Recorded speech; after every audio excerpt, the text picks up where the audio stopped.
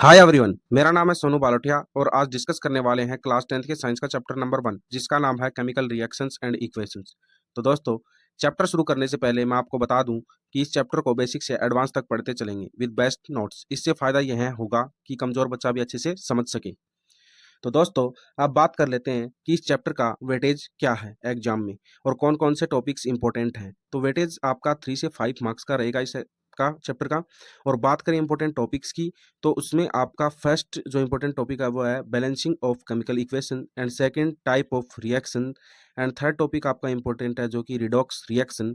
इसमें पूछेगा कौन सा सब्सटेंस ऑक्सीडाइज होगा, कौन सा रिड्यूस होगा। फोर्थ टॉपिक है आपका इंपॉर्टेंट डिस्प्लेसमेंट रिएक्शन, जिसके लिए आपको रिएक्टिविटी सीरीज याद रखनी होगी।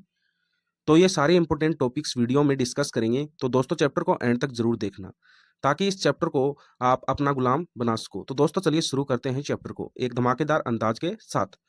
तो हमारे डेली लाइफ में हमें अपने आसपास बहुत सारे चेंजेस देखने को मिलते हैं। इनमें से कुछ चेंजेस फिजिकल होते हैं, कुछ चेंजेस केमिकल होते हैं। तो चलिए समझते हैं फिजिकल एंड केमिकल चेंजेस होते क्या हैं। सबसे पहले फिजिकल चेंजेस देखते हैं दोस्तों क्या होते हैं। These are the changes which can be reversed, मतलब ये ऐसे चेंज होते हैं जो कि आसानी से रिवर्स किए जा सकते हैं। For example freezing of water, यानी कि पानी का बर्फ में जमना। गाइज आपने नोटिस किया होगा, जब हम पानी की रेफ्रिजरेटर में रखते हैं तो वह बर्फ बन जाता है, और जब हम पानी को बाहर निकालते हैं तो वह पानी बन जाता है। तो ये जो चेंज है वो फिजिकल चेंज है, क्योंकि यहाँ पर जो चेंज हुआ वो रिवर्सिबल है। अब डिस्कस करते हैं कि केमिकल चेंज क्या होता है। These are the changes which can not be reversed, यानी कि ये ऐसे चेंज होते हैं जो कि रिवर्स नहीं होते, मतलब इरिवर्सिबल होते हैं। जैसे कि रस्टिंग ऑफ आयरन, यानी आयरन पर जंग लगना। आपने देखा होगा जब लोहे को एटमॉस्फेयर में खुला छोड़ देते हैं तो लोहे पर जंग लग जाता है और लोहा खराब हो जाता है। ये जो चेंज है वो केमिकल चेंज है, क्योंकि एक बार लोहा खराब हो जाता है तो वह वापस उसी स्टेट में नहीं आता है। तो चलिए इस चैप्टर के दो इंपॉर्टेंट टर्म्स को समझते हैं जो कि पूरे चैप्टर में बार बार सुनने को मिलेंगे। फर्स्ट है रिएक्टेंट एंड सेकंड है प्रोडक्ट। तो देखिए रिएक्टेंट होता क्या है। तो the substance which take part in chemical reaction are called reactants, मतलब कि ऐसे सब्सटेंस जो केमिकल रिएक्शन में भाग लेते हैं। And reactant entry is always on the left side of the arrow, यानी रिएक्टेंट वो होते हैं, आसान भाषा में समझे तो, जो एरो के लेफ्ट साइड में लिखे होंगे वो आपके रिएक्टेंट होंगे। तो अब बात करते हैं कि प्रोडक्ट क्या होता है। The new substance produce as a result of chemical reaction are called product, मतलब कि ऐसे सब्सटेंस जो कि केमिकल रिएक्शन में फॉर्म होते हैं उन्हें हम प्रोडक्ट कहते हैं। And product entries is always on the right side of arrow, यानी प्रोडक्ट केमिकल रिएक्शन में एरो के राइट साइड में लिखा जाता है। तो चलिए रिएक्टेंट और प्रोडक्ट को एक एग्जांपल से समझते हैं। हाइड्रोजन प्लस ऑक्सीजन क्या बनाता है? वाटर। तो दोस्तों इस रिएक्शन को हम ध्यान से देखेंगे तो इस रिएक्शन में जो हाइड्रोजन एंड ऑक्सीजन है वह रिएक्टेंट है, क्योंकि ये दोनों इस रिएक्शन में पार्ट ले रहे हैं। और जो वाटर है वो आपका प्रोडक्ट है, क्योंकि वाटर इस रिएक्शन में फॉर्म हुआ है, इसलिए प्रोडक्ट है। I hope reactant and product अच्छे से समझ में आ गया होगा दोस्तों। तो अब इस चैप्टर के पहले टॉपिक को समझते हैं जिसका नाम है दोस्तों केमिकल रिएक्शन। पहला पॉइंट देखो दोस्तों, the process in which new substance form, मतलब केमिकल रिएक्शन एक ऐसी प्रोसेस होती है जिसमें दो या दो से अधिक सब्सटेंस मिलकर एक नया सब्सटेंस बनाते हैं। फॉर एग्जांपल जब हाइड्रोजन एंड ऑक्सीजन की रिएक्शन होती है तो वाटर फॉर्म होता है। तो यहाँ पर आपने देखा कि एक नया सब्सटेंस बना जो कि वाटर है, तो आप बोल सकते हो कि यहाँ केमिकल रिएक्शन हुई। दूसरा पॉइंट देखेंगे दोस्तों, atom of one element do not change into another element. तो दोस्तों हाइड्रोजन प्लस ऑक्सीजन फॉर्म करते हैं वाटर। तो आप देखो रिएक्टेंट में कौन कौन से एलिमेंट हैं, तो आप बोलोगे हाइड्रोजन एंड ऑक्सीजन। और प्रोडक्ट में भी वाटर किस किस एलिमेंट से बना है, तो आप बोलोगे हाइड्रोजन एंड ऑक्सीजन। तो दोस्तों मैं आपको यही समझाना चाह रहा था कि ऐसा नहीं है कि रिएक्टेंट और प्रोडक्ट में एलिमेंट सेम नहीं होंगे, सेम होंगे, लेकिन प्रोडक्ट का कंपाउंड डिफरेंट हो सकता है, लेकिन रिएक्टेंट और प्रोडक्ट में दोनों जगह पर आपके एलिमेंट्स हैं वो सेम होंगे।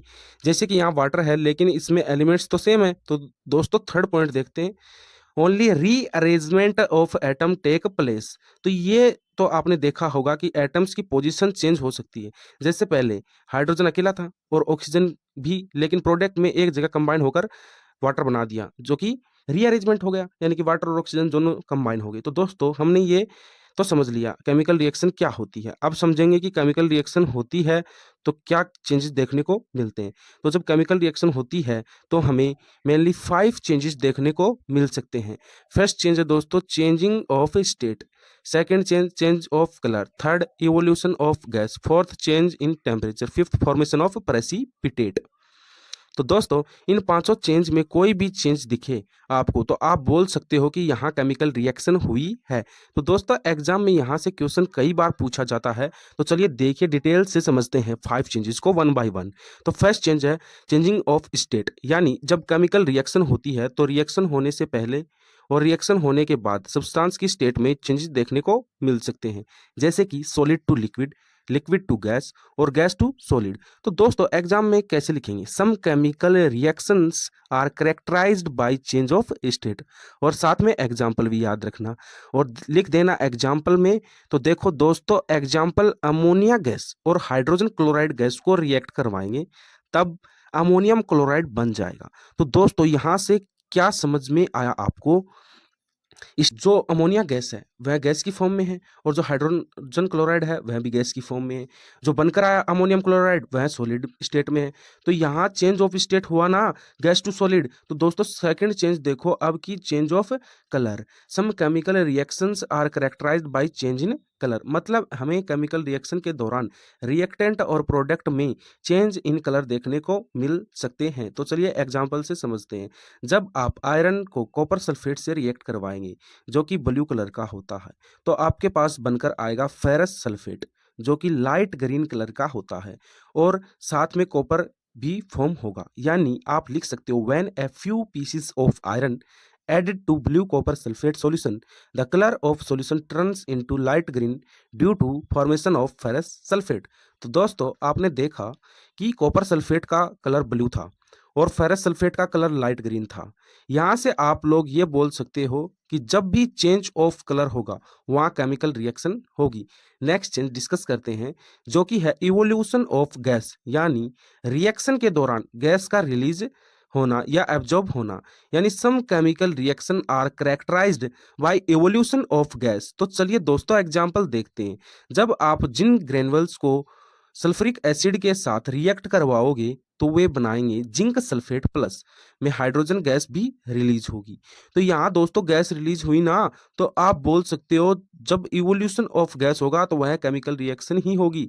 नेक्स्ट चेंज देखो दोस्तों चेंज इन टेम्परेचर, यानी some chemical reactions are characterized by change in temperature, मतलब केमिकल रिएक्शन के दौरान हमें रिएक्टेंट और प्रोडक्ट के टेम्परेचर में चेंजेस देखने को मिल सकते हैं। एग्जाम्पल से समझते हैं दोस्तों। When a quick lime react with water, select lime is formed with a release of large amount of heat। यहां पर आपने देखा लार्ज अमाउंट में हीट रिलीज हुई तो चेंज इन टेम्परेचर हुआ ना दोस्तों। तो ये नेक्स्ट चेंज डिस्कस करते हैं दोस्तों, फॉर्मेशन ऑफ प्रेसिपिटेट। तो आप में से कुछ लोगों को यही नहीं पता होगा कि प्रेसिपिटेट क्या होता है, तो आसान भाषा में समझाऊं आपको तो जो अनडिजॉल्व सब्सटेंस बच जाता है उसको प्रेसिपिटेट बोल सकते हो। जैसे कि मिट्टी को पानी में डालते हैं जो कि मिट्टी डिजोल्व नहीं होगी, नीचे सेटल डाउन हो जाएगी बॉटम में, जो बॉटम में सेटल डाउन होगी आप उसको प्रेसिपिटेट लिख सकते हो और बोल सकते हो। Some chemical reaction are characterized by formation of precipitate. चलिए एग्जांपल से समझते हैं। When a dilute sulphuric acid is added to barium chloride solution, a white precipitate of barium sulphate is formed. तो जो बेरियम सल्फेट बना वो white precipitate के साथ बना। तो दोस्तों आई होप बहुत अच्छे से आपको समझ में आया होगा कैरेक्टरिस्टिक्स ऑफ केमिकल रिएक्शन। अब दोस्तों नेक्स्ट टॉपिक पर चलते हैं जो कि वेरी इंपॉर्टेंट है एग्जाम के लिए, केमिकल इक्वेशन। यहां हमें 3 चीजों को समझना है। फर्स्ट, केमिकल इक्वेशन क्या होती है, यानी what is the chemical equation. Second, हम इन्हें बैलेंस क्यों करते हैं, यानी why do we balance them. Third point कि हम इन्हें बैलेंस कैसे कर सकते हैं, यानी how can we balance them. अब इन तीनों टॉपिक्स को एक एक करके समझते हैं। तो सबसे पहले समझते हैं कि केमिकल इक्वेशन होती क्या है। What is chemical equation. Chemical equation is the symbolic representation of a chemical reaction with the help of symbols and formulas. मतलब केमिकल रिएक्शन को उनके सिंबल्स और फॉर्मूलाज की फॉर्म में लिखने को ही हम केमिकल रिएक्शन बोलते हैं। फॉर एग्जाम्पल मीथेन और ऑक्सीजन रिएक्शन करते हैं तो carbon dioxide plus water form करते हैं। तो आपने देखा इस रिएक्शन को फॉर्मूलाज और सिंबल्स की फॉर्म में कैसे रिप्रेजेंट कर दिया, और ऐसे रिप्रेजेंटेशन को ही केमिकल इक्वेशन कहते हैं। तो चलिए अब हम ये जानते हैं कि किसी भी केमिकल इक्वेशन को लिखते कैसे हैं।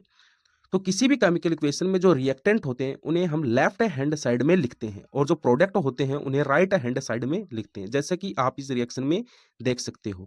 तो चलिए अब हम देखते हैं कि केमिकल इक्वेशन दो टाइप की होती हैं दोस्तों। एक होती है बैलेंस केमिकल इक्वेशन और दूसरी होती है अनबैलेंस केमिकल इक्वेशन। तो समझते हैं बैलेंस केमिकल इक्वेशन क्या होती है। बैलेंस केमिकल इक्वेशन वो इक्वेशन होती है जिनमें रिएक्टेंट और प्रोडक्ट के एलिमेंट्स का नंबर सेम होता है, यानी the total number of atoms of each element are equal on both sides of the reaction.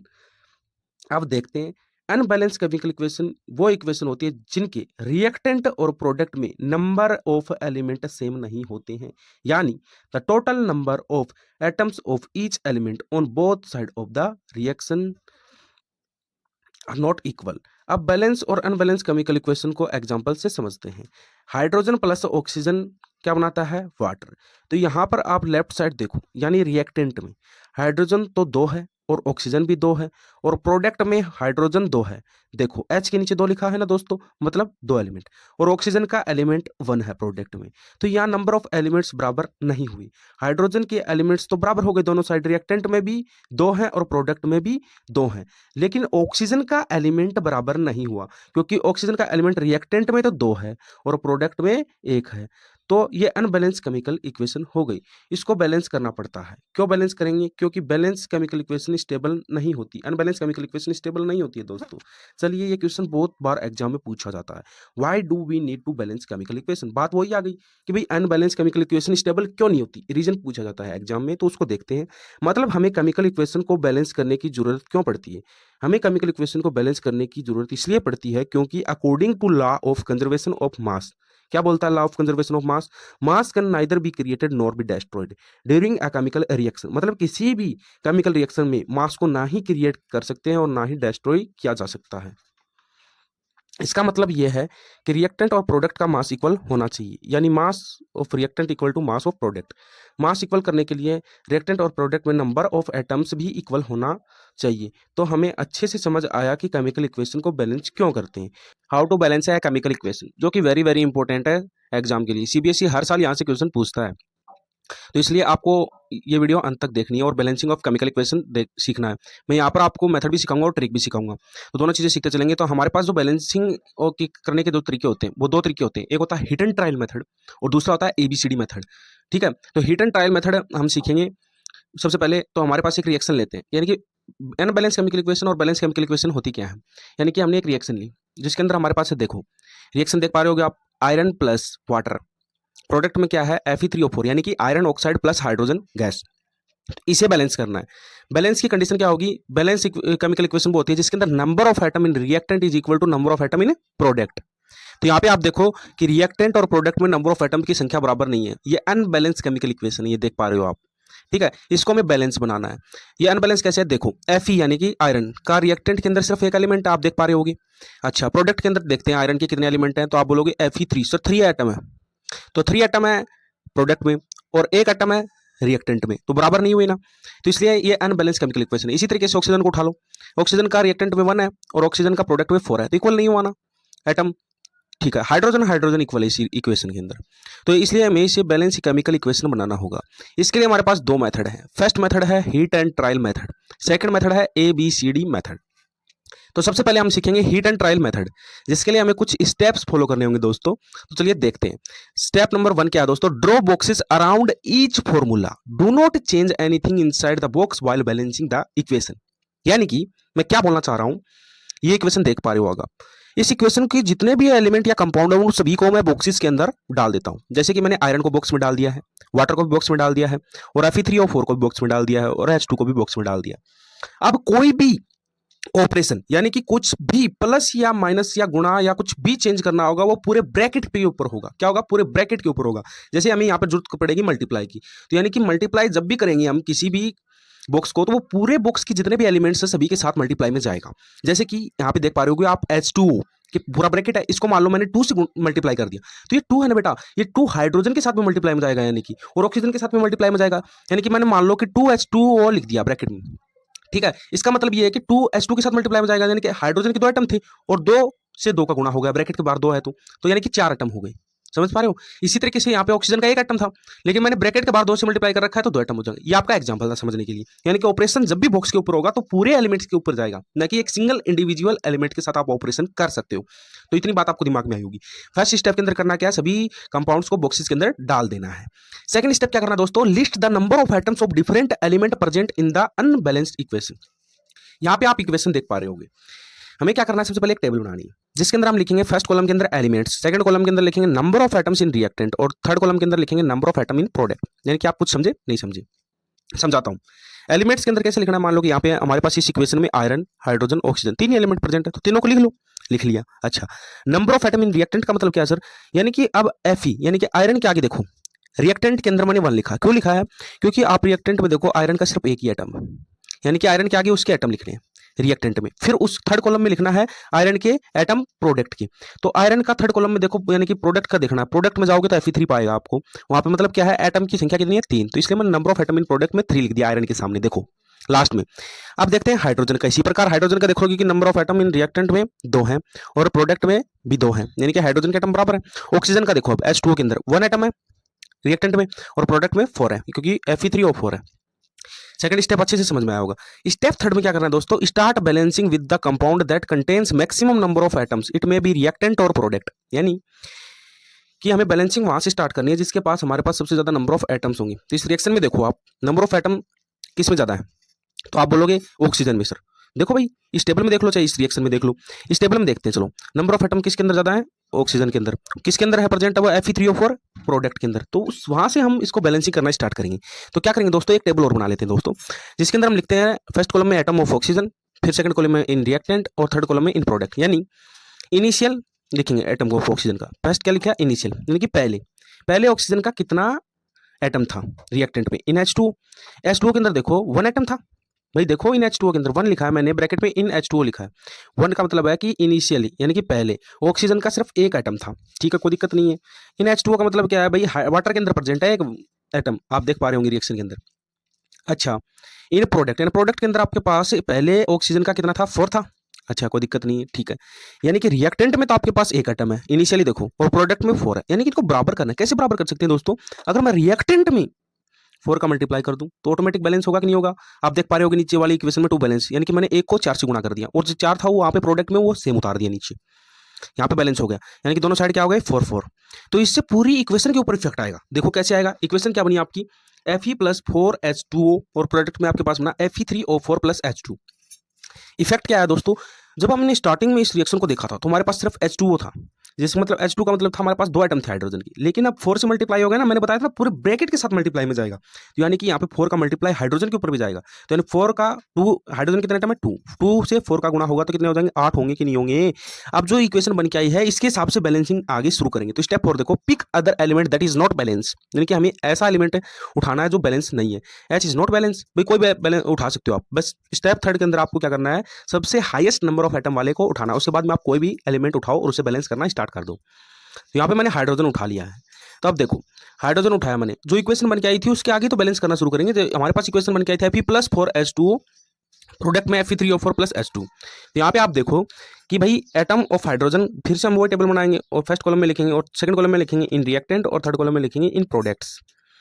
तो हम देख पा रहे हैं कि जो फर्स्ट है यानी कि इनिशियल यानी कि जो पहले, भाई 8 इन 4H2O, 8 एटम है, ध्यान से देखो मैंने बताया था ना अभी इस इक्वेशन में देखो 4 का मल्टीप्लाई 2 से जाएगा, तो मैंने ब्रैकेट से पहले क्या लिख रखा है इनिशियली में 8, यानी कि 8 एटम है किसके, हाइड्रोजन के, किसमें, रिएक्टेंट में दोस्तों। अब चलते हैं प्रोडक्ट में, H2 यानी 2 एटम है प्रोडक्ट के अंदर, सिर्फ प्रोडक्ट के अंदर कितना एटम है बेटा 2। तो अब इसे बैलेंस करना है, तो हमारे पास क्या हो गया भाई, रिएक्टेंट में तो 8 है और प्रोडक्ट में 2 है, तो कैसे बैलेंस कर सकते हैं भाई, मैं सोच रहा हूँ कि प्रोडक्ट में हम 4 से मल्टीप्लाई कर दें तो ये दोनों साइड 8 नहीं हो जाएगा नीचे बैलेंस करेंगे तो देखो आप 8 × 8, एक रिएक्टेंट में तो 8 हो गया और प्रोडक्ट में 2 को 4 से गुणा कर दिया तो वो भी 8 हो गया। अब देखो मैंने क्या किया, H2 को 4 से मल्टीप्लाई कर दिया ताकि दोनों साइड हाइड्रोजन बैलेंस हो जाए। तो हमारी इक्वेशन क्या बन के आई, Fe प्लस 4H2। प्रोडक्ट में क्या बना, Fe3 और 4 प्लस 4H2। देखो बना ना। तो अब आप देख सकते हो कि हाइड्रोजन दोनों साइड बैलेंस है। आप बोलोगे यस सर। आयरन दोनों साइड बैलेंस है। आयरन ऑक्सीजन बैलेंस है, आयरन नहीं हुआ अभी तक। ऑक्सीजन को हमने फर्स्ट टाइम बैलेंस कर लिया था। अब हमारी बारी है आयरन को बैलेंस करने की। अब देखो फिर से हमने टेबल बना ली। फर्स्ट कॉलम में atom of iron, second column में इन रिएक्टेंट्स और थर्ड कॉलम में इन प्रोडक्ट्स। तो इनिशियली यानी कि ऊपर वाली क्वेश्चन देखो, उसके अंदर हमारे पास आयरन का रिएक्टेंट में 1 एटम है और प्रोडक्ट में 3 है।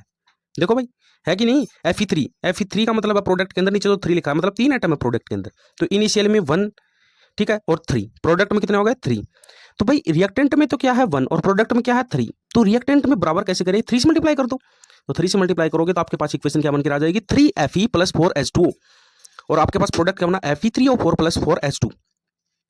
ठीक है, ये आपकी फाइनली रिएक्शन बनकर आ गई है। अब स्टेप नंबर 6 क्या करना है दोस्तों, finally check the correction of the equation by counting the number of atom of each element. The number of atom of element on the both side of the equation are equal. यानी हमें क्या करना है, अब check करना है कि भाई इसके अंदर नंबर ऑफ एटम बराबर है कि नहीं। हमारे हिसाब से तो सब कुछ बराबर हो गया था। अब दोबारा से चेक कर लेते हैं। यानी कि फर्स्ट देखेंगे इस रिएक्शन को, देखो 3Fe यानी कि आयरन का रिएक्टेंट में 3 एटम है। प्रोडक्ट में देखते हैं वहां पे भी Fe3 है यानी कि 3 एटम बराबर हुआ आयरन। अब हाइड्रोजन को उठा लेते हैं। हाइड्रोजन का यहाँ पे 8 एटम है यानी कि 4 इंटू 2। और प्रोडक्ट में देखेंगे तो वहां पर भी 4 इंटू 2 यानी कि 8 एटम, दोनों जगह 8 एटम है तो बराबर हो गया। अब ऑक्सीजन को उठा लेते हैं। ऑक्सीजन का रिएक्टेंट में 4 एटम है और प्रोडक्ट में देखोगे O4 यानी कि वहां पर भी 4 एटम है, तो यानी कि ऑक्सीजन भी यहाँ पे बराबर है। तो यानी कि ये इक्वेशन आपके पास बनकर आई है, ये बैलेंस केमिकल इक्वेशन हो चुकी है। बैलेंस केमिकल इक्वेशन की कंडीशन आपको पता है कि number of atom in reactant is equal to number of atom in product. तो ये हमारी बैलेंस हो गई। अब एक स्टेप और है दोस्तों, writing symbols of physical state. यानी कि जो आपके पास ये बैलेंस केमिकल इक्वेशन बन के आई, इनके पास आप सिंबल लिख दो ताकि केमिकल इक्वेशन है जो मोर इन्फॉर्मेटिव बन जाए दोस्तों। तो इसके हम कैसे लिखेंगे, आयरन हमारे को पता है कि फिजिकल स्टेट क्या होती है आयरन की, सॉलिड, इसलिए इसके ब्रैकेट में स्मॉल s लिख देंगे। वाटर की क्या होती है, वाटर की L यानी कि लिक्विड होता है वाटर, तो स्मॉल l लिख देंगे। Fe3 और 4 क्या होता है दोस्तों, आयरन ऑक्साइड जो कि सॉलिड स्टेट में होता है, उसके ब्रैकेट में स्मॉल s लिख देंगे। और जो हमारा H2 यानी कि हाइड्रोजन क्या होता है सभी को पता है, गैस होती है, इसलिए इसके ब्रैकेट में स्मॉल g लिख देंगे। मतलब अगर आपका कोई भी एलिमेंट सॉलिड है तो उसके ब्रैकेट में आपको क्या लिखना है, स्मॉल s। क्या लिखना है, स्मॉल s। अगर कोई भी एलिमेंट या कंपाउंड आपका लिक्विड स्टेट में है तो उसके ब्रैकेट में क्या लिखना है, स्मॉल l। अगर कोई भी गैस आपके पास है तो उसके ब्रैकेट में क्या लिखना है, स्मॉल g। और कोई भी एलिमेंट या कंपाउंड आपके पास एक्वस स्टेट में है तो आप क्या लिखोगे, AQ। ठीक है, ये आप देख पा रहे होगे फोटो। इसको देखो। अब हम पढ़ने वाले हैं नेक्स्ट ABCD मेथड। भाई हमने देख लिया बैलेंसिंग करके कि हिट एंड ट्रायल मेथड से कैसे बैलेंस करते हैं, लेकिन दोस्तों अब हमें हिट एंड ट्रायल मेथड में टाइम लग जाता है कई बार। तो उसके लिए मैं आपके लिए एक और मेथड लेकर आया हूँ जिसका नाम है ABCD मेथड। ABCD मेथड क्या बोलता है दोस्तों, ध्यान से देखिए, बहुत ही अच्छा मेथड है। सबसे पहले हमें क्या करना है कि कोफिशिएंट मान लेने 4। ठीक है, ABCD। और जो हमने रिएक्शन ली थी आयरन प्लस वाटर क्या बनाता है, iron oxide plus hydrogen gas. तो सभी के सामने शुरू से लेकर आखिर तक ABCD लिख देना। यानी कि आयरन के सामने हमने क्या लिख दिया, A। ठीक है, वाटर के आगे हमने क्या लिख दिया, B।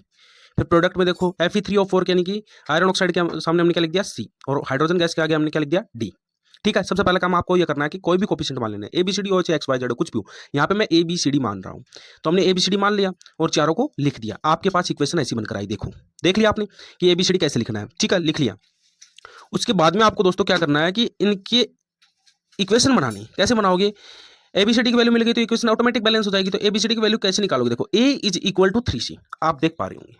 ठीक है, A जो है वो 3C के इक्वल है। क्यों भाई, A आयरन के आगे देखो A है, आप बोलोगे यस सर, मैंने बोला था ना C से मल्टीप्लाई करना है। वही C आपके पास कोफिशिएंट था, Fe3 था बेटा, नीचे देखो 3 एटम है यानी कि, तो यानी कि A तो रिएक्टेंट में A जो है वो 3C के बराबर है प्रोडक्ट में, आप देख पा रहे होंगे। तो ऐसी इक्वेशन बनानी है। यानी कि यहाँ पर प्रोडक्ट के अंदर आपके पास आयरन के 3 एलिमेंट थे, इसलिए वो 3C के साथ मल्टीप्लाई में चला गया। समझ पा रहे हो कि नहीं समझ पा रहे हो। हम एक कंडीशन मान रहे हैं कि बैलेंस केमिकल इक्वेशन बनानी है हमें। तो बैलेंस केमिकल इक्वेशन बनाने के लिए नंबर ऑफ एटम तो बराबर करने होंगे ना, तो वही कर रहे हैं। यानी कि जो आपके पास रिएक्टेंट में वहां पर हमने हमारा जो एलिमेंट है हमने लेट कर रखा है A, और प्रोडक्ट में हमने कर रखा है C। तो वो C है ना बेटा, वो 3 एटम है वहां पर, तो 3 से मल्टीप्लाई तो होगा ना, तो यानी कि A is equal to 3C। ये आपकी फर्स्ट इक्वेशन बन गई। अब देखते हैं सेकंड। हमारे पास जो अब उठाते हैं हम लोग हाइड्रोजन H2O, यानी कि A is equal to 3C लिख सकते हैं। उसी प्रकार रिएक्टेंट में हाइड्रोजन के 2 एलिमेंट है दोस्तों, देखो 2B, 2 एलिमेंट हो गए, इज इक्वल टू 2D, क्योंकि प्रोडक्ट में भी 2 ही एटम है। तो यानी कि 2D, यानी 2B is equal to 2D। तो यहाँ पे देखो 2 से 2 कैंसिल हुआ दोस्तों, तो इक्वेशन आपके पास क्या बनकर आई, B is equal to D। दो इक्वेशन बन गई आपके पास। अच्छा, थर्ड इक्वेशन कैसे बनाओगे दोस्तों, यहाँ पर देखो ऑक्सीजन के 4 एलिमेंट है प्रोडक्ट में, लेकिन रिएक्टेंट में एक है, तो यहाँ पे हमने किससे मल्टीप्लाई कर रखा दोस्तों, B से, H2O रिएक्टेंट में देखो, तो यानी कि B जो इक्वल है किसके इक्वल है, 4C के। ये आपकी थर्ड इक्वेशन बन गई, क्योंकि ऑक्सीजन के 4 एलिमेंट है प्रोडक्ट में, इसलिए क्या लिखेंगे हम, 4C, यानी कि B is equal to 4C। ये आपकी थर्ड इक्वेशन बन गई। अब इनमें से A B C D हमने 4 वेरिएबल माने, इनमें से आप किसी की भी एक वैल्यू पुट कर सकते हो, 1, ठीक है। तो यहाँ पे मैं C की वैल्यू 1 पुट कर लेता हूँ। अगर मैं C की वैल्यू 1 पुट करता हूँ तो फर्स्ट इक्वेशन में पुट करूंगा C की वैल्यू 1 पुट करते ही हमारे पास A की वैल्यू क्या आ जाएगी, 3, यानी कि हमारे पास दो वेरिएबल की वैल्यू आ चुकी है। C को तो हमने 1 माना ही था और A की वैल्यू क्या आ गई, 3। इसी प्रकार जो C की वैल्यू है मैं थर्ड इक्वेशन के अंदर पुट कर दूं, थर्ड इक्वेशन के अंदर 1 पुट करते ही हमारे पास क्या हो जाएगा, B की वैल्यू 4। तो यहाँ पे आपने देखा B की वैल्यू 4 आ चुकी है थर्ड इक्वेशन से, यानी हमारे पास 3 वेरिएबल की वैल्यू आ चुकी है। A की वैल्यू हमारे पास 3 आ चुकी थी, C की हमने 1 मानी थी और B की वैल्यू 4 आ चुकी। अब B की वैल्यू 4 अगर हम सेकंड इक्वेशन के अंदर पुट करें तो हमारे पास D की वैल्यू ऑटोमेटिक आ जाएगी दोस्तों 4, क्योंकि B is equal to D है सेकंड इक्वेशन के अंदर। आप देखो हमारे पास 4 वेरिएबल थे, 4 की सभी की वैल्यू आ चुकी है, यानी कि C को हमने 1 माना था, A की वैल्यू 3 है, B की वैल्यू 4 है और D की वैल्यू भी 4 है। तो अब ABCD जो हमने शुरू में इक्वेशन देखी थी, आप देखो स्क्रीन पर, जहां पे A लिखा है वहां पे इसकी वैल्यू रख दो, यानी कि A की वैल्यू हमारे पास क्या निकल कर आई, 3, और B की वैल्यू हमारे पास क्या निकल के आई, 4, और C की वैल्यू हमारे पास क्या निकल के आई, 1, और D की वैल्यू हमारे पास क्या निकल के आई, 4। यानी कि जहां पे A लिखा है वहां पे A की वैल्यू पुट कर दो, जहां पे B लिखा है वहां पे B की वैल्यू पुट कर दो, जहां पे C लिखा है वहां पे C की वैल्यू पुट कर दो, जहां पे D लिखा है D की वैल्यू पुट कर दो। तो आपके पास फाइनली इक्वेशन क्या बन के आई दोस्तों, 3Fe plus 4H2O, Fe product में Fe3O4, यानी कि iron oxide plus hydrogen 4H2, यानी तो आपके पास जो इक्वेशन बनकर आई है ये स्क्रीन पर देख पा रहे होगे। इसके अंदर आप देखो अब नंबर ऑफ एटम बराबर है दोनों रिएक्टेंट और प्रोडक्ट के अंदर, आप देख सकते हो आसानी से, यानी कि आयरन का रिएक्टेंट में 3 है तो प्रोडक्ट में भी 3 है, ऑक्सीजन का रिएक्टेंट में 4 है तो प्रोडक्ट में भी 4 है। अगर हम देखें हाइड्रोजन का रिएक्टेंट में 8 एटम है तो प्रोडक्ट में भी 8 एटम है। तो उम्मीद करता हूं आपको बहुत ही अच्छे से तरीके से समझ में आया होगा। ये मेरी तो दोस्तों आज पढ़ेंगे टाइप्स ऑफ केमिकल रिएक्शन, जहां से सीबीएसई हर साल क्वेश्चन पूछता है, यानी इस क्लास से आप अपने 3 मार्क्स पक्के करने वाले हैं। तो चलिए स्टार्ट करते हैं guys. Types of chemical reaction, तो चलिए हम देखते हैं कि केमिकल रिएक्शन कितने टाइप की होती है। फर्स्ट आपके पास कॉम्बिनेशन रिएक्शन, सेकंड आपके पास डिकम्पोजिशन रिएक्शन, थर्ड आपके पास डिस्प्लेसमेंट रिएक्शन, फोर्थ आपके पास डबल डिस्प्लेसमेंट रिएक्शन, और फिफ्थ आपके पास oxidation and reduction reaction, and sixth आपके पास एक्सोथर्मिक एंड एंडोथर्मिक रिएक्शन। ये आपके पास 6 टाइप्स की केमिकल रिएक्शन होती हैं। तो चलिए डिस्कस करते हैं दोस्तों 1 बाय 1। जो आपके पास फर्स्ट टाइप है आपके पास वो है कॉम्बिनेशन रिएक्शन। इसका मतलब होता है दोस्तों रिएक्शन इन विच 2 और more reactants combine to form a single product. तो दोस्तों ये वो रिएक्शन होती हैं जिनके अंदर रिएक्टेंट आपके पास 2 या 2 से ज्यादा होगा और प्रोडक्ट सिर्फ आपके पास एक बनकर आएगा, यानी कि सिंगल प्रोडक्ट होगा। यानी कि आसान भाषा में मैं ये समझाना चाह रहा हूँ कि रिएक्टेंट की साइड अगर आपके पास 2 या 2 से ज्यादा कंपाउंड है और प्रोडक्ट की साइड अगर एक कंपाउंड है तो ये आपका किसका एग्जाम्पल होगा, कॉम्बिनेशन रिएक्शन का एग्जाम्पल होगा। इसके कुछ एग्जाम्पल देख लेते हैं दोस्तों। फॉर्मेशन ऑफ सेलेक्ट लाइम, जैसे कि हम क्विक लाइम को वाटर के साथ रिएक्ट करवाते हैं दोस्तों, तो हमारे पास बनकर आता है सेलेक्ट लाइम और साथ में कुछ हीट भी रिलीज होती है।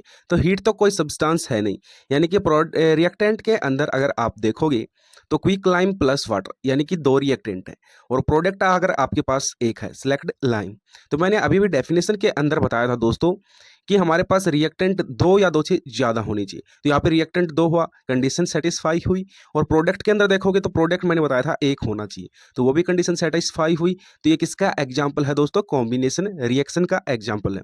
तो दोस्तों यहाँ से सीबीएसई क्वेश्चन किस प्रकार पूछता है, आपके मन में डाउट आ रहा होगा। कई बार तो सीबीएसई यहाँ से डायरेक्ट क्वेश्चन पूछ लेता है कि कॉम्बिनेशन रिएक्शन, डिकम्पोजिशन रिएक्शन कुछ भी पूछ लेगा, यानी कि डिस्प्लेसमेंट रिएक्शन के बारे में बताओ। तो सभी रिएक्शन के बारे में आपको पता होना चाहिए और 1-2 एग्जाम्पल तो एटलीस्ट याद रहना चाहिए। अगर ये ऐसा नहीं पूछता है तो सीबीएसई कई बार ट्विस्ट डाल देता है क्वेश्चंस के अंदर। वो अगर आपको एग्जाम्पल दे देगा और एग्जाम्पल से पूछ लेगा कि ये कौन सी केमिकल रिएक्शन का एग्जाम्पल है दोस्तों, इसलिए आपको दोनों तरीके से तैयार रहना है। अगर आप समझोगे नहीं तो आप बता नहीं पाओगे कि ये कौन सी रिएक्शन का एग्जाम्पल है। अभी आपको पता चला ना कि कॉम्बिनेशन रिएक्शन वो रिएक्शन होती है जिसके अंदर 2 या 2 से ज्यादा रिएक्टेंट और प्रोडक्ट आपके पास क्या होगा, एक होगा। तो आप एग्जाम्पल देखते ही समझ जाओगे कि ये कॉम्बिनेशन रिएक्शन का एग्जाम्पल है। तो चलिए दोस्तों एक एग्जांपल और देख लेते हैं। बर्निंग ऑफ कोल, यानी कि carbon burns in air to form carbon dioxide. सभी को पता है कि कार्बन को हम ऑक्सीजन के साथ रिएक्ट करवाएंगे तो हमारे पास क्या बनकर आता है, CO2 यानी कार्बन डाइऑक्साइड गैस। तो यहाँ पर आप रिएक्टेंट में देखोगे कार्बन और ऑक्सीजन दो रिएक्टेंट है और प्रोडक्ट आपके पास क्या बना, सिंगल यानी वन। तो ये किसका एग्जाम्पल है, कॉम्बिनेशन रिएक्शन का एग्जाम्पल है। थर्ड देखो दोस्तों, फॉर्मेशन ऑफ वाटर, यानी कि hydrogen gas react with oxygen gas to form water, यानी कि H2 को हम ऑक्सीजन के साथ, यानी कि हाइड्रोजन को ऑक्सीजन के साथ रिएक्ट करवाएंगे तो दोस्तों वाटर बनता है। सभी को पता है, बहुत ही कॉमन रिएक्शन है। तो आपने देखा कि यहाँ पर भी दो रिएक्टेंट हैं और प्रोडक्ट एक है, तो ये किसका एग्जाम्पल हुआ दोस्तों, कॉम्बिनेशन रिएक्शन का एग्जाम्पल हुआ। चलिए दोस्तों डिस्कस करते हैं second type of chemical reaction, जिसका नाम है दोस्तों डीकंपोजिशन रिएक्शन। क्या बोलती है reaction, reaction in which single reactant break down into two और मोर प्रोडक्ट। अगर इसके अंदर आपके पास एक नोट है, the decomposition reaction is carried out by applying heat, light और इलेक्ट्रिसिटी। ये नोट क्या कहना चाहता है दोस्तों कि डीकंपोजिशन रिएक्शन कॉम्बिनेशन रिएक्शन का उल्टा है। वहां पे मैं आपको बोल रहा था कि दो या दो से ज्यादा रिएक्टेंट एक प्रोडक्ट बनाएंगे, लेकिन मैं यहाँ पर आपको उल्टा बोलूंगा कि एक रिएक्टेंट आपके पास टूटकर दो या दो से ज्यादा प्रोडक्ट बनाएगा। उल्टा हुआ कि नहीं हुआ दोस्तों, आप बोलोगे यस सर।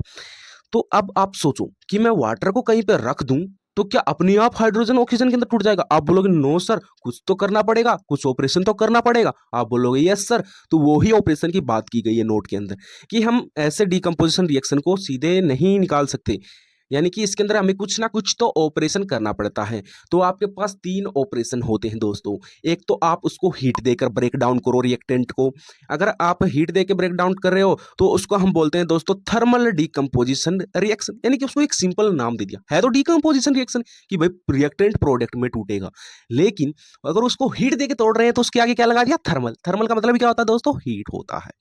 इतनी सी बात आपको समझ में आई होगी। इसी तरीके से अगर मैं उसको लाइट देकर डिकम्पोज करता, यानी कि रिएक्टेंट को प्रोडक्ट के अंदर तोड़ता, तो हम उसको फोटोलाइसिस डिकम्पोजिशन बोल सकते थे। अगर हम इलेक्ट्रिसिटी देकर तोड़ते तो उसको हम क्या बोलते हैं, इलेक्ट्रोलाइसिस। हीट का तो हमने पढ़ ही लिया था, थर्मल।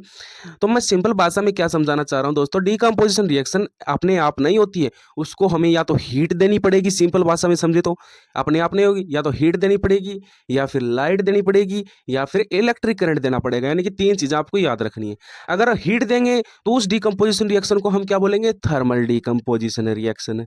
अगर उसको हम लाइट देंगे तो क्या बोलेंगे, फोटोलाइसिस डीकंपोजिशन रिएक्शन। अगर उसको करंट देंगे तो क्या बोलोगे, इलेक्ट्रोलाइसिस डीकंपोजिशन रिएक्शन। ये आपको समझ में आया होगा कि डीकंपोजिशन रिएक्शन भी यहाँ पर दोस्तों तीन टाइप्स के अंदर बट गई है। तो हम सबसे पहले बात करने वाले हैं थर्मल डीकंपोजिशन की। तो दोस्तों decomposition reaction carried out by heating, यानी कि मैंने अभी अभी बताया था वही बात इंग्लिश में मैंने लिख दी है। यानी कि डीकंपोजिशन रिएक्शन वो रिएक्शन जिसके हम हीट से कैरी आउट करते हैं। चलिए एक एग्जाम्पल से समझते हैं। बहुत देर हो गई दोस्तों बसड़ मचाते हुए, एक एग्जाम्पल से समझेंगे ताकि और अच्छी क्लियरिटी आए। तो चलिए देखते हैं।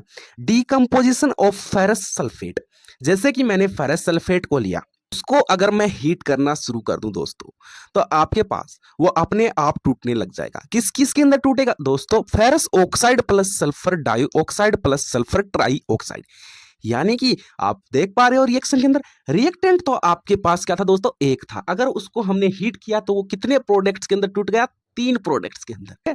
देख पा रहे हो, यानी कि कॉम्बिनेशन रिएक्शन की उल्टी ही डीकंपोजिशन रिएक्शन होती है। बस इसको तीन तरीके से निकाला जाता है, कैरिड आउट किया जाता है। तो यानी कि हीट देके, लाइट देके और इलेक्ट्रिक करंट देके। उनको बस स्पेसिफिक नाम ही तो दे रखा है। बहुत ही आसान है डीकंपोजिशन रिएक्शन।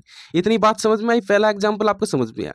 एक एग्जाम्पल और लेते हैं दोस्तों, डीकंपोजिशन ऑफ कैल्शियम कार्बोनेट। यानी कि मैंने लाइमस्टोन लिया दोस्तों, जिसका फॉर्मूला होता है CaCO3। उसको हमने हीट करना शुरू कर दिया और वो किसके अंदर टूटा दोस्तों, quicklime plus carbon dioxide gas. तो आपके पास रिएक्टेंट तो एक था लाइमस्टोन, और प्रोडक्ट कितने बनकर आ गए, दो बनकर आ गए, क्विकलाइम प्लस कार्बन डाइऑक्साइड। आप बोलोगे यस सर। एक एग्जांपल और लेते हैं, decomposition of lead nitrate. Lead nitrate को अगर हम हीट करेंगे तो वो टूटेगा लेड ऑक्साइड और नाइट्रोजन डाइऑक्साइड, जो कि ब्राउन कलर का होता है, प्लस ऑक्सीजन। यानी कि एक रिएक्टेंट तीन प्रोडक्ट के अंदर टूटा। तो ये डीकंपोजिशन रिएक्शन है, ध्यान से सुनना इस लाइन को। एक रिएक्टेंट तीन प्रोडक्ट के अंदर टूटा, यहां पे आप देख पा रहे हो। तो ये किसका एग्जांपल है? डीकंपोजिशन का। लेकिन अगर इसको हम हीट दे के ब्रेक डाउन कर रहे हैं तो ये अपने आप किसका एग्जांपल होगा? थर्मल डीकंपोजिशन का।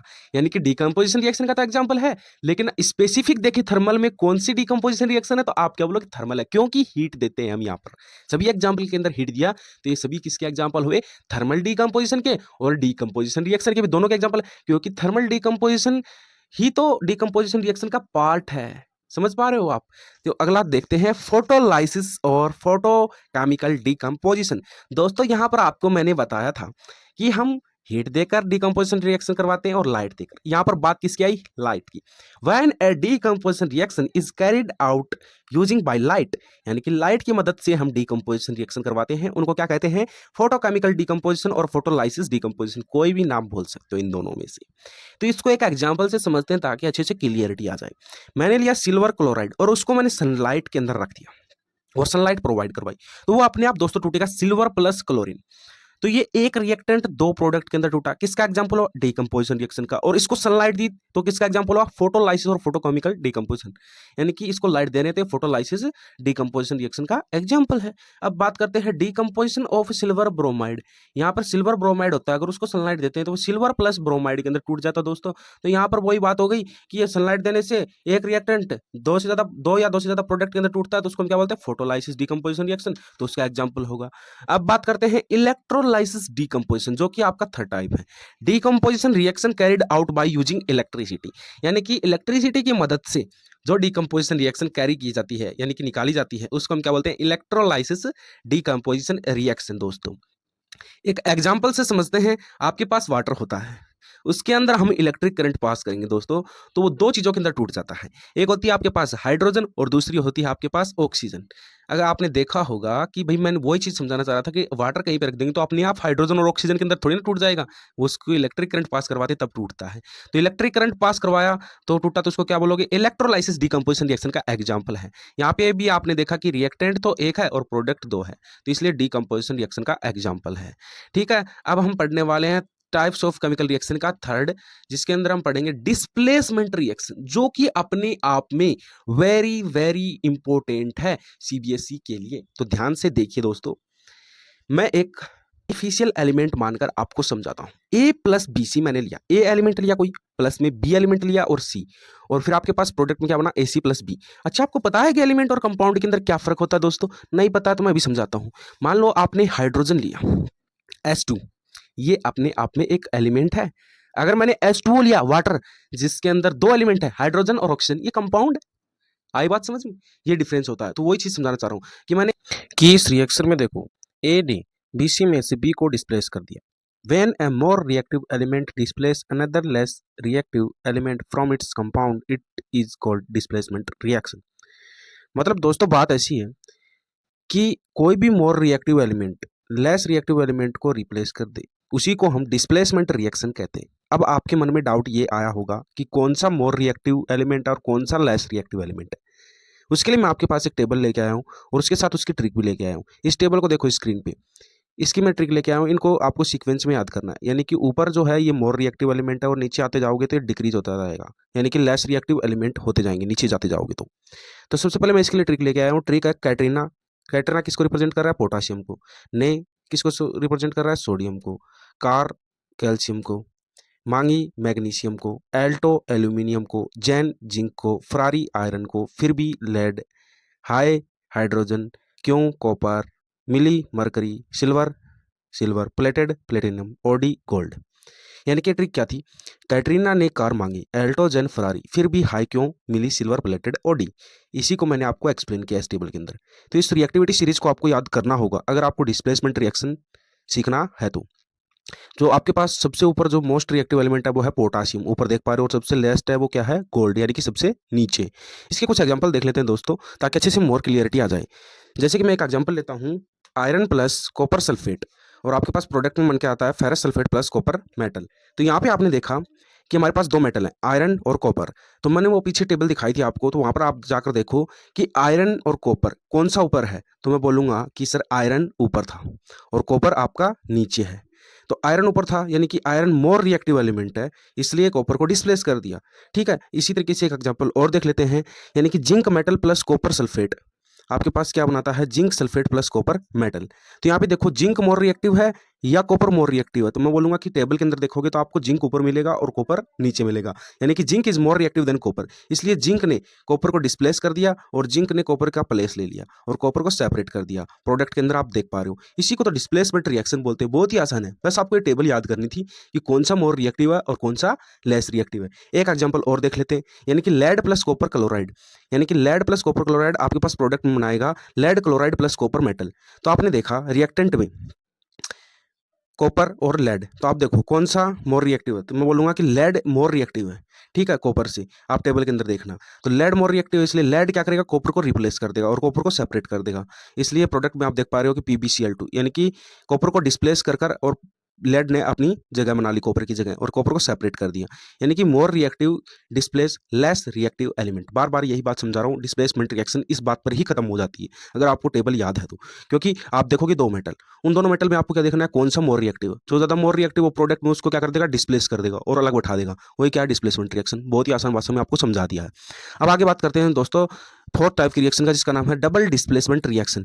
यहाँ दोनों डिस्प्लेस करेंगे दोस्तों, ऑल्सो कॉल्ड प्रेसिपिटेट रिएक्शन, यानी कि एक आर्टिफिशियल इक्वेशन मानते हैं AB प्लस CD और प्रोडक्ट में आपके पास क्या बनाएगा, AC प्लस BD। अब इसको पहले तो एक डेफिनेशन से समझते हैं ताकि अच्छे से समझ में आए। The reaction in which two compounds react by an exchange of ions to form two new compounds is called double displacement reaction. यानी कि ये क्या बोलना चाह रहा है कि हमारे पास दो आयन होंगे, दोनों का एक्सचेंज होगा, यानी कि दो डिस्प्लेस होंगे, दो एलिमेंट दोनों डिस्प्लेस होंगे, उसी को तो डबल डिस्प्लेसमेंट कहते हैं। जैसे कि इस आर्टिफिशियल इक्वेशन के अंदर आप देख पा रहे हो कि B है वो D के साथ चला गया, ठीक है, और जो C था वो A के साथ आ गया, यानी कि जो आयंस का एक्सचेंज है उसी को तो क्या बोलते हैं, डबल डिस्प्लेसमेंट रिएक्शन। एक एग्जाम्पल से समझ लेते हैं इसको, sodium sulphate plus barium chloride. Product में आपके पास क्या बनाएगा, barium sulphate plus sodium chloride. तो यहाँ पे देखा कि जो Na2 यानी कि सोडियम था वो Cl के साथ चला गया प्रोडक्ट के अंदर, और जो बैरियम था वो किसके साथ आ गया, इस सल्फेट के साथ, यानी कि बैरियम जो आपका सोडियम था वो तो चला गया बैरियम को, और जो बैरियम था वो सोडियम के प्लेस पर आ गया। कहने का मतलब ये, यानी कि आयंस का क्या हो गया, एक्सचेंज हो गया, यानी कि एक्सचेंजिंग ऑफ आयंस ही क्या है, डबल डिस्प्लेसमेंट रिएक्शन। अब बात करते हैं दोस्तों ऑक्सीडेशन एंड रिडक्शन, ठीक है। हम बात करेंगे पहले ऑक्सीडेशन रिएक्शन की। ऑक्सीडेशन रिएक्शन वो होती है दोस्तों, मैं आपको 3 पॉइंट बताऊंगा इसके। The process in which oxygen is added to a substance, पहला पॉइंट है। इनमें से कोई भी पॉइंट अगर आपको दिखाई दे तो आप बोल सकते हो कि ऑक्सीडेशन रिएक्शन होगी।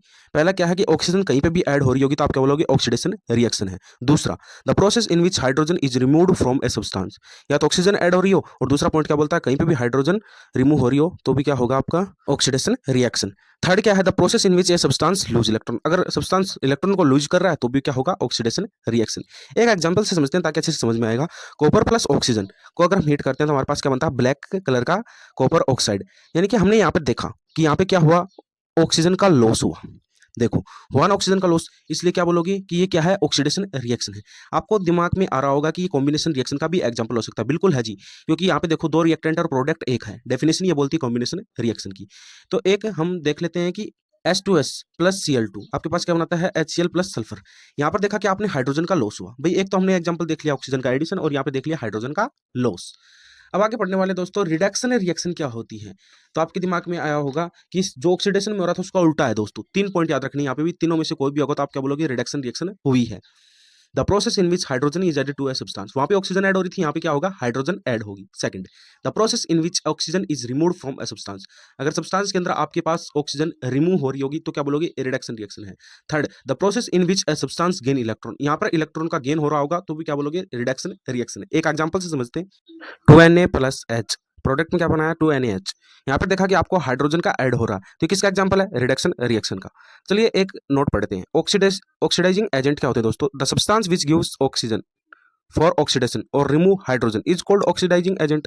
कई बार हम ऑक्सीडाइजिंग एजेंट और रिड्यूसिंग एजेंट यूज करते देखेंगे रिएक्शंस के ऊपर।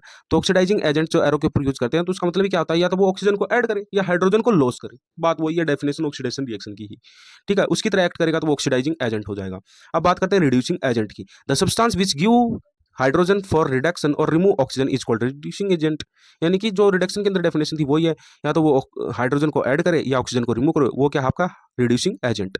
तो सबसे पहले दोस्तों आपका मन में डाउट आता है कि ऑक्सीडेशन और रिडक्शन दोनों एक साथ हो जाएं तो क्या बोलोगे इस रिएक्शन को? हम बोलेंगे रिडॉक्स रिएक्शन।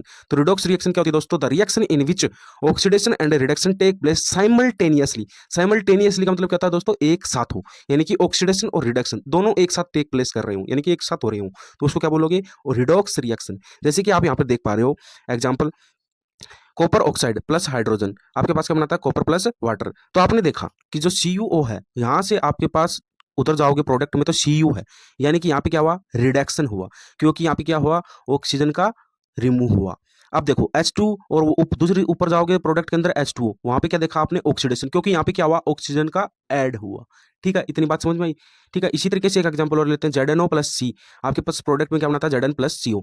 तो आपने देखा रिएक्टेंट में ZnO, ठीक है, और प्रोडक्ट में जाए क्या बन गया? Zn, यानी कि ऑक्सीजन का लॉस हुआ, यानी कि यहाँ पे क्या हुआ? रिडक्शन हुआ। अब सेकंड एलिमेंट उठाता हूँ, कार्बन। तो प्रोडक्ट में देखोगे कार्बन मोनोऑक्साइड, यानी कि C ऑक्सीजन ऐड हुआ, तो यहाँ पे क्या हुआ? ऑक्सीडेशन, यानी रिडक्शन और ऑक्सीडेशन दोनों एक साथ प्लेस हुई, तो ये क्या है? रिडॉक्स रिएक्शन है। अब बात करते हैं दोस्तों एक्सोथर्मिक और एंडोथर्मिक रिएक्शंस की। तो इन दोनों रिएक्शन को वन बाय वन समझते हैं दोस्तों। पहले पढ़ते हैं exothermic reaction. The reaction are accomplished by evolution of heat और कॉल्ड एक्सोथर्मिक रिएक्शन। मतलब ऐसे रिएक्शन जिसमें हीट एनर्जी रिलीज होती है तो उसे हम एक्सोथर्मिक रिएक्शन कहते हैं। यानी कि जब रिएक्शन होती है दोस्तों, तो उस रिएक्शन के बाद में जो हीट रिलीज होगी तो उस रिएक्शन को हम एक्सोथर्मिक रिएक्शन कहेंगे। For example burning of natural gas, मतलब जब मीथेन की और ऑक्सीजन की रिएक्शन होती है तो कार्बन डाइऑक्साइड और वाटर फॉर्म होता है दोस्तों, और काफ़ी मात्रा में हीट निकलती है, तो इसलिए किसका एग्जाम्पल हुआ? एक्सोथर्मिक रिएक्शन का। चलिए अब समझते हैं दोस्तों endothermic reaction. The reaction which occur by the absorption of heat energy are called endothermic reaction. मतलब ये जस्ट उल्टा है एक्सोथर्मिक रिएक्शन का। मतलब ऐसी रिएक्शन जिसमें हीट एनर्जी एब्जॉर्ब होती हो, यानी कि रिएक्शन कराने के लिए हमें बहुत ज़्यादा हीट की ज़रूरत होती है, उसे हम एंडोथर्मिक रिएक्शन कहते हैं। और एक्सोथर्मिक के अंदर रिएक्शन के बाद में प्रोडक्ट के अंदर हीट रिलीज होती थी, यहाँ पर रिएक्टेंट में हमें हीट देनी होती है, तो उसको क्या बोलते हैं? Endothermic reaction. फॉर एग्जाम्पल जब मरकरी ऑक्साइड को हम मरकरी और ऑक्सीजन में टूट जाता है तो काफ़ी मात्रा में हीट एब्जॉर्ब होती है, तब जाके वो रिएक्शन पूरी होती है। एंड एक इंपॉर्टेंट एग्जाम्पल है दोस्तों इसका एंडोथर्मिक रिएक्शन का, वो है फोटोसिंथेसिस। जो फोटोसिंथेसिस होता है वो किसका एग्जांपल है? आप बोलोगे एंडोथर्मिक रिएक्शन का। तो दोस्तों इस टॉपिक के साथ हमारा चैप्टर पूरी तरीके से कंप्लीट हो चुका है। उम्मीद करता हूँ अच्छे से समझ में आया होगा। और एक इम्पोर्टेंट इन्फॉर्मेशन ये है कि हमारे चैनल पर क्लास 10th की SST और मैथ्स की क्लासेस भी चल रही हैं दोस्तों, तो उन्हें भी मिस ना करें। वीडियो अच्छी लगी तो लाइक एंड शेयर करेंगे अपने फ्रेंड सर्किल में, और हमारे चैनल को सब्सक्राइब करें। मिलते हैं नेक्स्ट वीडियो में दोस्तों, तब तक बाय बाय, टाटा, जय हिंद, जय भारत दोस्तों।